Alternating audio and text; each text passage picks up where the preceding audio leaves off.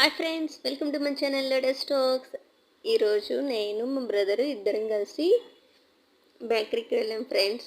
అక్కడ ఇవి biscuits cake తెచ్చుకున్నాము.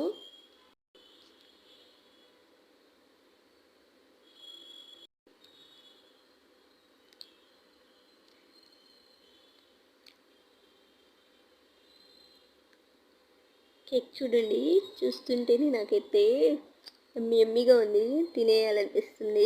కొంచెం కోల్డ్ కూడా చేస్తుంది. దాని రిజల్ట్ ఎల్లుండి కనిపిస్తుంది నాకు. కానీ కేక్ని వదిలిపెట్టాం కదా.